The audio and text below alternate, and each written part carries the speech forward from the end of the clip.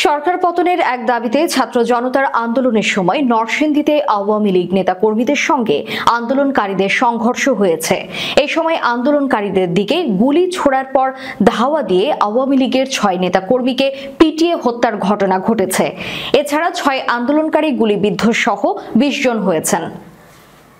রোববার দুপুরে সদর উপজেলার মাধবদী বড় মসজিদের সামনে এ ঘটনা ঘটে। নিহতরা হলেন নরসিংদী 1 সদর আসনের এমপি নজরুল ইসলাম হিরুর নাতি, সদর উপজেলা স্বেচ্ছাসেবক লীগের সভাপতি মনিরুজ্জামান ভূঁইয়া, চরদি গোলদি ইউনিয়ন পরিষদের চেয়ারম্যান আওয়ামী লীগ নেতা দেলোয়ার হোসেন শাহিন, তার বডিগার্ড কামাল হোসেন, সদর উপজেলা পরিষদ চেয়ারম্যান আনোয়ার হোসেনের ছোট ভাই মৎস্যজীবী লীগের সভাপতি দেলোয়ার হোসেন, মহিষাসুর ইউনিয়ন আওয়ামী লীগের সাংগঠনিক সম্পাদক আব্দুল জলিল ও চরদি গোলদি ইউনিয়নের আওয়ামী লীগ কর্মী সজীব। আন্দোলনকারীদের মধ্যে যারা গুলিবিদ্ধ হয়েছেন তাদের মধ্যে সুমন মিয়া, সোহেব ও আল আমিনকে নরসিংদী সদর হাসপাতাল এবং মীর জাহাঙ্গীরকে ঢাকা মেডিকেল কলেজ হাসপাতালে পাঠানো হয়েছে।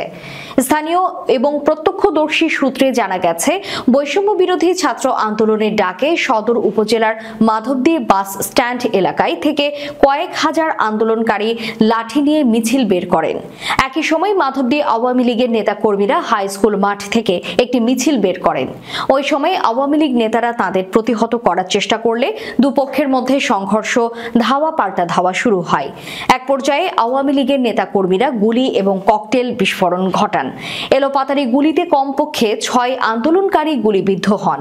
এই খবর ছড়িয়ে পড়লে আন্দোলনকারীরা আওয়ামী লীগ নেতাদের ধাওয়া দেন। এই সময় আওয়ামী লীগ নেতাকর্মী এবং সমর্থকরা দৌড়ে মাধবদী বাস স্ট্যান্ডের পশ্চিম দিকের বড় মসজিদে আশ্রয় নেন। পরে আন্দোলনকারীরা মসজিদের সিঁড়িতে ফেলে এলোপাতাড়ি পিটিয়ে 6 আওয়ামী লীগ নেতাকে হত্যা করেন।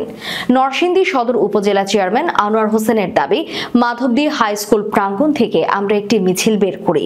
ওই সময় মাধবদী পৌর বিএনপি সভাপতি আমানুল্লাহর নেতৃত্বে বিএনপি জামায়াতের নেতা কর্মীরা মিছিলে হামলা চালান।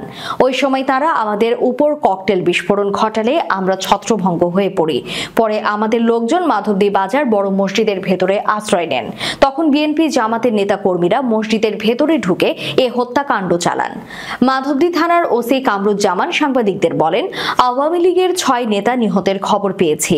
তাদের স্বজনরা লাশ বাড়িতে নিয়ে গেছেন। আমরা তাদের অনুরোধ করেছিলাম লাশগুলো ময়না তদন্তের জন্য থানায় নিয়ে যাওয়ার জন্য, কিন্তু তারা বাড়িতে নিয়ে যান। বর্তমানে এলাকায় থমথমে পরিস্থিতি বিরাজ করছে।